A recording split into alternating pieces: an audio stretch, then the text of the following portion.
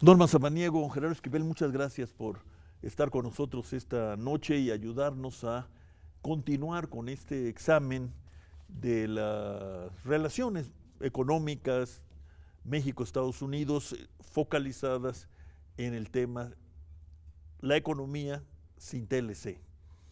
No es que lo estemos proponiendo, sino es una manera de preguntarnos sobre la perspectiva de esta relación que ha sido pues la relación principal de México con los Estados Unidos pues a partir de que el tratado se firmara. Gerardo, tú escribiste en el Universal un artículo que se llama un poco precisamente así, La vida sin TLC AN. ¿Qué me dirías de eso? ¿Querías hacer un ejercicio de imaginación, de economía ficción? O, ¿Cómo estás viendo ese posible desenlace de este extraño, azaroso encuentro propiciado por el nuevo gobierno presidido por el señor Trump? Bueno, primero, gracias por la invitación. Sí, en efecto, estaba planteando un escenario, me estaba preguntando, y creo que hacía un llamado, digamos, a los mexicanos a que imaginásemos cómo sería la vida sin el TLC. Es decir, tenemos que empezar a discutirlo. Tenemos que empezar a discutirlo, ya sea que continúe el TLC, para pensar lo que tendríamos que hacer internamente, o bien si se acaba el TLC, que creo que es un escenario que aún no podemos descartar. Y no podemos descartarlo porque, pues, parte de lo que mencionaba en el artículo es que la visión del presidente Donald Trump es una en la que, como se ha dicho reiteradamente, el comercio de Estados Unidos con México, ellos lo consideran injusto. Tan es así que están planteando una renegociación del Telecan, al menos lo han sugerido en algunas entrevistas y comentarios, que renombre al Telecan, que en su versión en inglés se llama NAFTA, que ahora se retitule como NAFTA con doble F, que es por North American Free and Fair Trade Agreement. Free and fair, libre y justo. Básicamente lo que están diciendo es que es injusto. ¿Y cuál es la razón de que esgrimen Trump y los suyos? No sé si sean los suyos en general. La visita del secretario de Comercio hace unos días dio lugar a pues, un relativo optimismo por parte de algunos analistas. Sí, creo que ¿Por qué injusto? El optimismo creo que reside en el hecho de que ya no están hablando de eliminarlo del todo, pero sigue estando en el fondo esa visión de que México se está beneficiando desproporcionadamente, según ellos, porque tiene Estados Unidos un déficit con México de más o menos 63,000 millones de dólares. Ese es el monto del déficit y en su visión eso ocurre porque México se está beneficiando porque tiene mejores condiciones, porque paga bajos salarios y todo eso hace que entonces México compita en forma ventajosa con Estados Unidos y por eso nosotros tenemos, según ellos, un superávit con Estados Unidos. Entonces, por eso están proponiendo cosas que pueden ser, como por ejemplo, ya se han mencionado, han flotado en la discusión temas como impuestos específicos a México, un impuesto al comercio fronterizo, que sería para todo el mundo, restricciones voluntarias a las exportaciones, que es un instrumento pues ya rebasado de hace 20 años, pero que ellos están empezando a mencionar como una posible forma de reconducir el comercio entre México y Estados Unidos. Restricciones voluntarias por parte de México.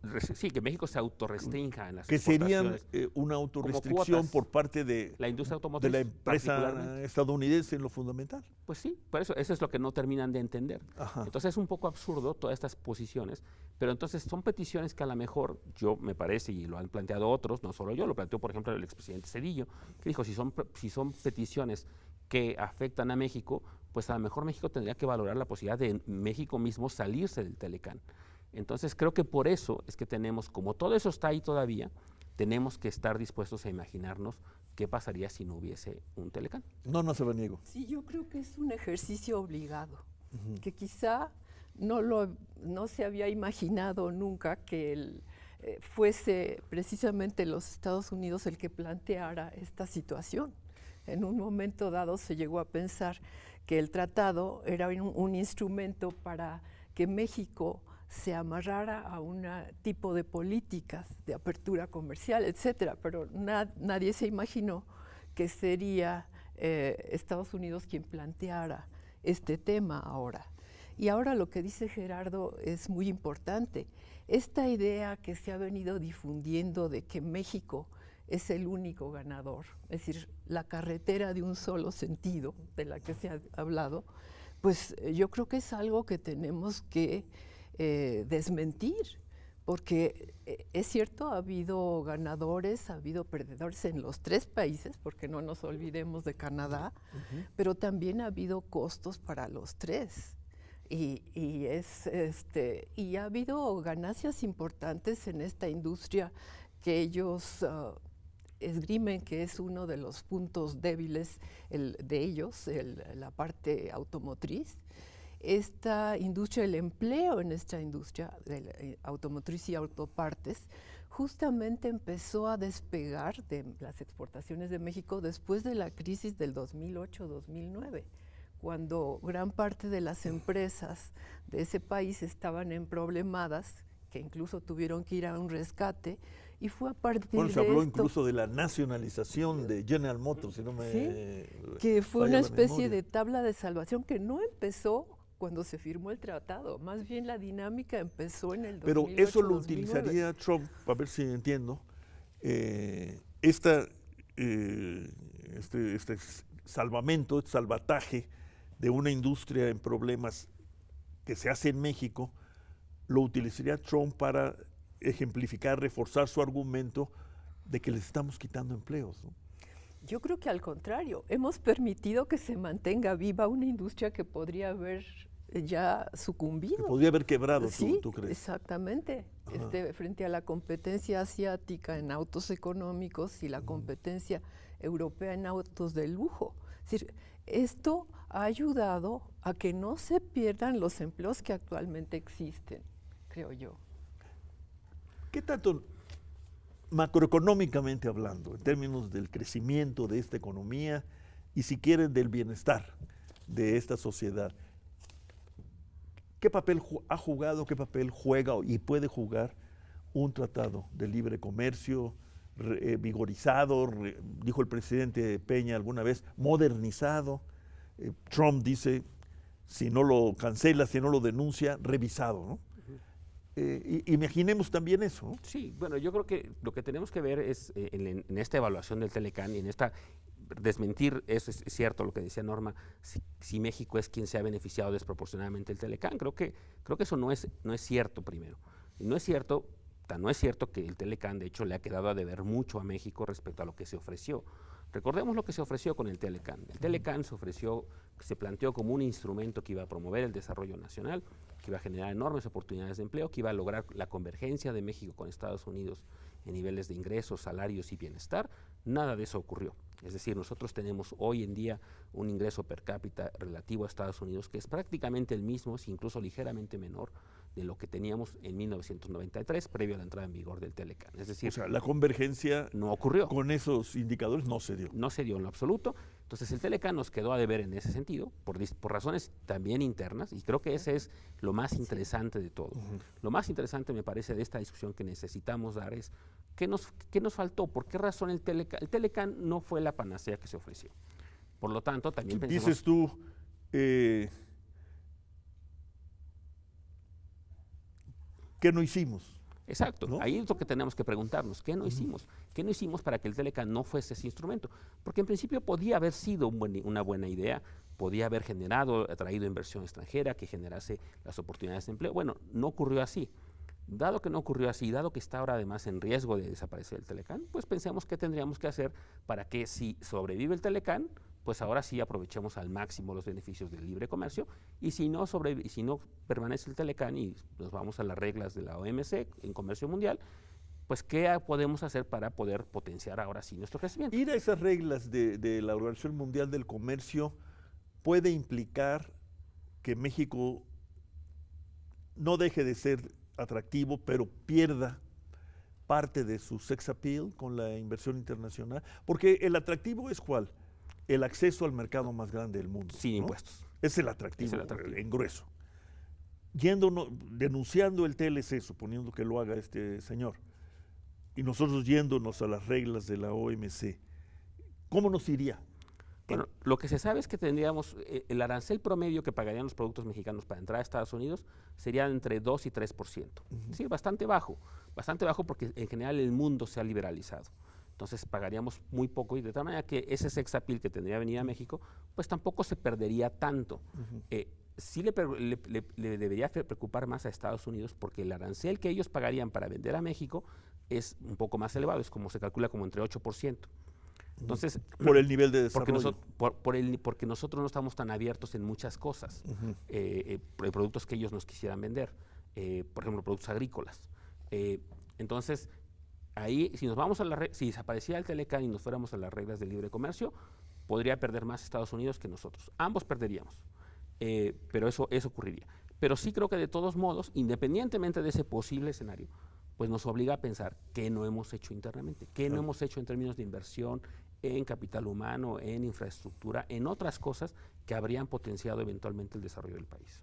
Norma. Sí, yo creo que el problema fue pensar que el TLC automáticamente haría todo y olvidamos mucho de lo que debimos haber hecho. No, incluso no se hicieron cosas, vamos a dejarlo así, quisiera detallar en la siguiente ronda, no se hicieron cosas porque no se quería poner en riesgo la buena relación, el espíritu de Houston, a los republicanos tan recelosos de todo esto, ¿no? Claro, yo creo que era un instrumento que tenía potencial si hubiésemos hecho lo adecuado, pero se confió ciegamente en que este sería el instrumento de crecimiento y lo que ha provocado es que haya un desequilibrio regional y sectorial, que no se hayan hecho los encadenamientos adecuados, que haya una serie de faltantes en infraestructura que mencionaba Gerardo, en muchas cosas. Independientemente de eso, de entonces acá, el mundo ha cambiado también y hay muchos temas diversos que no entraron, que yo creo que el tema de la migración, por ejemplo, yo creo que era algo que se debería haber tomado en serio dentro del tratado. Vamos a una pausa y continuamos.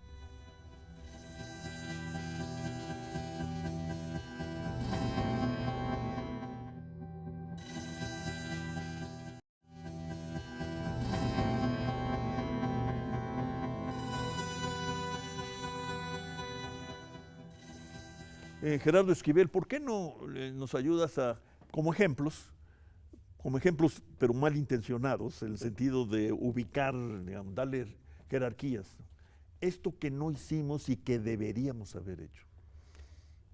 Un ejemplo muy claro es, ahora que está en duda la permanencia del Telecan, la respuesta obvia de mucha gente que dice es, diversifiquemos el comercio de México con el resto del mundo, comerciemos con otros países con los que no lo hemos hecho.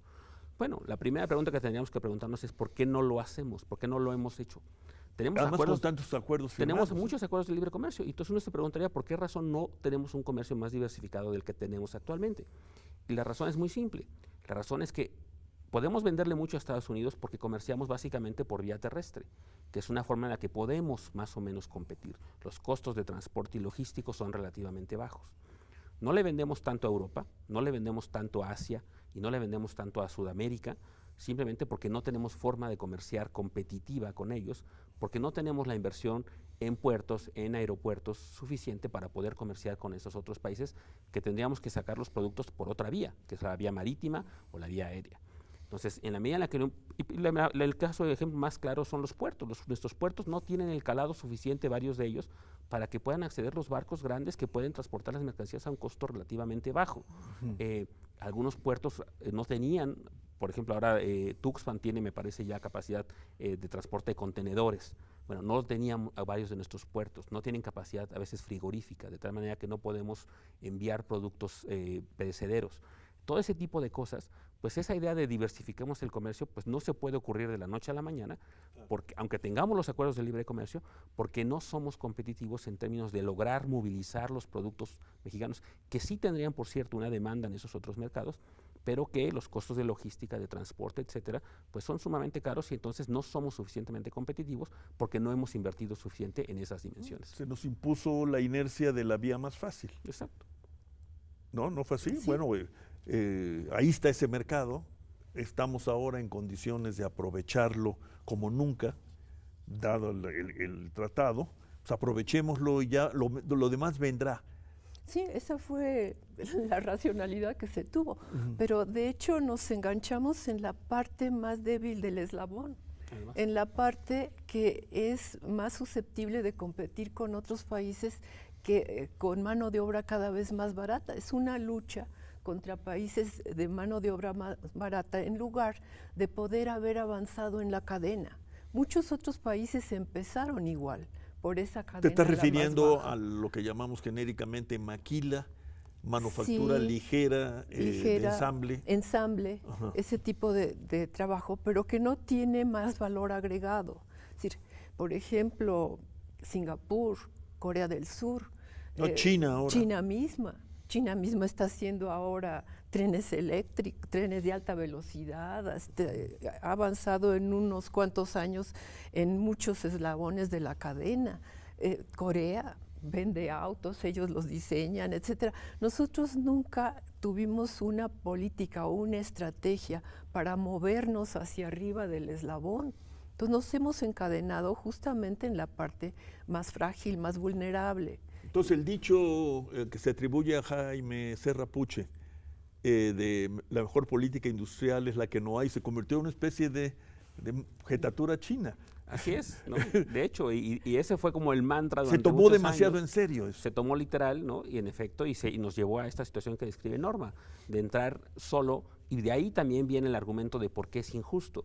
Curiosamente, quien está denunciando los bajos salarios en México, ahora resulta que no es el gobierno mexicano, no es el que está preocupado por eso, sino el gobierno norteamericano, porque piensa que eso es injusto en términos de la competencia que ofrecen los trabajadores mexicanos para los trabajadores norteamericanos. Ajá. Entonces sí, tiene que ver entonces con esa idea de que la mejor política industrial era la no política industrial, y entonces no desarrollamos todas estas cadenas de producción, de integración, que hubieran todo eso dado lugar a un dinamismo interno mucho más importante, que además nos hubiera hecho primero menos vulnerables a los ciclos económicos internacionales y hubiera permitido prender el otro motor que hemos traído apagado todos estos años, que es el del mercado interno. Es decir, son las dos cosas, son esta idea de no invertir suficiente en otras dimensiones y luego el hecho de descuidar completamente el mercado interno y la política industrial. Es decir, todo eso... Con y sin tratado tenemos enfrente una agenda, digamos, de diversificación, incluyendo la construcción de infraestructura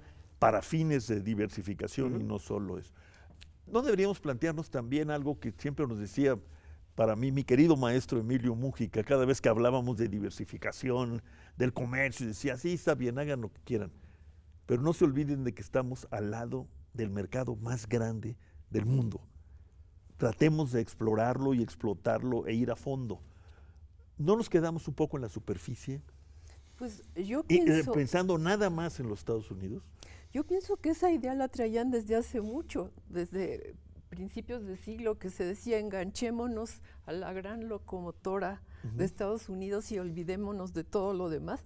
Eso fue lo que hicimos y es lo que no debemos repetir. Es decir, es importantísimo, yo lo reconozco y a mí me gustaría que se mantuviera mejorado el tratado, pero eso no significa que en este momento no debamos empezar ya a abrir los ojos y hacer todas estas otras políticas que faltaron. Una cuestión sobre eso, sobre ese listado, Norma.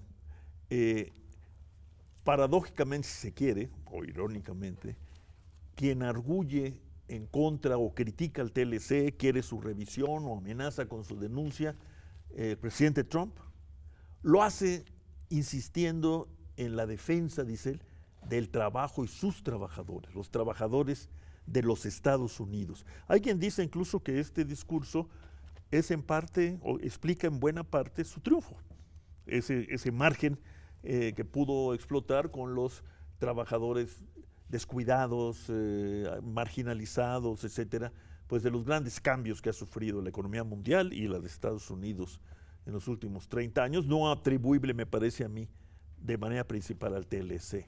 Sí. Pero él habla del trabajo y los trabajadores, Norma. ¿Qué deberíamos decir nosotros a ese respecto? Bueno, yo creo que el punto del trabajo ha brotado en todos los problemas que ha habido en cuestiones de libre comercio, sea aquí, sea en la Unión Europea, en el Brexit. Es un punto que ha surgido. Y ha surgido porque La idea que se vendió fue que todo mundo sería un ganador, y de hecho ha habido ganadores y perdedores por sectores, por regiones, etc. Entonces lo que debió haberse previsto es qué pasaría con estos grupos que en algún momento van a ser perdedores, cómo crear un esquema. En Estados Unidos había incluso una previsión presupuestal, si no estoy mal, de programas para compensar a los dañados por el comercio, ¿no? Trade, no sé, tiene un nombre técnico, según leí yo, no se aprovecharon en buena medida. Ese tipo de medidas no se aprovecharon. Y ¿Qué tendría que ser? ¿Reconversión? Pues yo creo que en cuestiones tanto tecnológicas como de TLC, debería haber programas de reconversión paralelos, de apoyos compensatorios, como los ha habido en la Unión Europea. Ahora que, por ejemplo, que Bilbao era una región acerera importantísima y tuvo que cerrar sus fábricas, se convirtió en una ciudad de la cultura, del turismo, de servicios, es decir, hubo un cambio muy fuerte.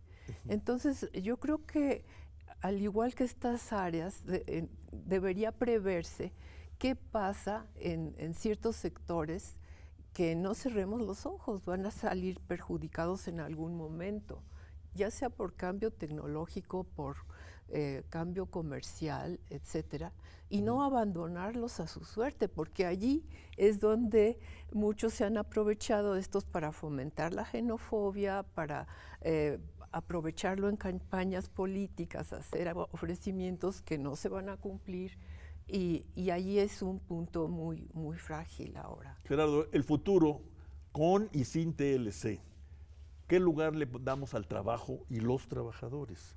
Hablamos de que ayer Norma y yo en otra reunión de colegas y amigos se nos decía, ¿no?, que al final de cuentas, pues el TLC lo que había traído había sido el empleo de 20% de la fuerza de trabajo ocupada, que es mucho, ¿no? Pero, ¿qué es eso? Ese 20, ¿qué significa para nosotros, para los mexicanos, en esa perspectiva abierta por tu artículo? Sí, bueno, es un porcentaje importante de trabajo, sin duda, que no se puede menospreciar, y no se puede tampoco decir que si desaparecieran ese tipo de trabajos, pues no pasaría nada en el país. Claro que pasaría, son trabajos además relativamente bien remunerados. Pero también no olvidemos que así como se crean empleos en esas zonas, también hay costos, justamente porque en el comercio eso es lo que justamente a veces se olvida, que si bien el comercio puede tener implicaciones positivas para ambas partes, en el proceso hay ganadores y perdedores, y eso es lo que muchas veces se olvida. En el caso de México hay regiones claramente que no se han visto beneficiadas por el TLC. El sur-sureste del país claramente está rezagado. No tenían por qué verse, deberían haberse visto beneficiadas por la acción del Estado nacional. Tenía que haber habido esa previsión de que el impacto iba a ser muy heterogéneo, regiones enteras iban a ver beneficiadas, evidentemente la frontera del país iba a haber, los estados del norte del país iban a ver beneficiados, pero el sur-sureste pues no tenía por qué haberse visto beneficiado, sobre todo si no tenía las condiciones propicias para competir en términos de capital humano, de infraestructura, etc. Tú hiciste un estudio, una nota, si le quieres llamar así, en donde nos muestras cómo la manera en que se distribuye el producto entre las clases, como decían los clásicos, entre los trabajadores y el capital, que Norma ha estudiado mucho y nos ha revelado, es tan injusta, digamos, o tan asimétrica en la industria nueva de exportación ligada al TLC que en el resto de la economía, que es lo que ha estudiado Norma. Sí. Entonces deberíamos plantearnos el tema de la redistribución. Eso me parece que es muy importante. Qué bueno que lo mencionas. Todo esto surgió de un estudio que efectivamente Norma ha planteado a nivel nacional, que es la discusión entre la distribución de los beneficios del producto entre el trabajo y el capital, y que en los últimos años el trabajo ha venido perdiendo espacio. Eso es a nivel nacional cierto, y eso es muy preocupante en sí mismo. Lo interesante de lo que mencionas es que en algún momento INEGI generó unos datos por las industrias, le llamaba globalmente integradas, y ahí lo que se veía es que, por ejemplo, industrias como la automotriz, la distribución era todavía peor, es decir, el hecho que el 95% de todo el producto, el valor agregado de la industria automotriz se iba a los dueños del capital, que además son predominantemente extranjeros, y solo el 5% quedaba en manos de los trabajadores mexicanos, pues eso te da una idea de cuán asimétrico está la distribución de los beneficios de estas cosas. Y de ahí es que me parece, es parte de las que está en el fondo de la explicación de por qué el Acuerdo de Libre Comercio, con todo el boom de exportaciones que pudo haber generado, con toda la inversión que pudo haber atraído, tampoco se tradujo necesariamente en un beneficio importante para los directamente para los involucrados. trabajadores mexicanos, para las regiones donde está esa industria, etcétera, y por eso creo que el impacto fue tan limitado, derivado también de esta mala distribución de los beneficios entre trabajadores y capitalistas. Norma, estamos terminando, ayúdame a terminar. El trabajo y el TLC. Yo Quiero hacer un programa la próxima semana con otros colegas precisamente a partir de esto, ¿no? Con y sin TLC, el trabajo, los trabajadores. Yo creo que es un elemento central, que es el elemento quizá clave y que tenemos que encontrar una salida adecuada. Si se renegocia el TLC o algo, ese punto va a ser un elemento crucial. Es decir, no podemos estar incluso en la época actual sin tener una solución clara para la movilidad del trabajo, mientras haya movilidad de capital, por ejemplo. Es una situación que se está presentando en Europa y aquí. Es un tema medular para mí. Norma Samaniego, muchas gracias por esta conversación. Gerardo Esquivel, muy agradecido. Gracias, como Buenas siempre. noches.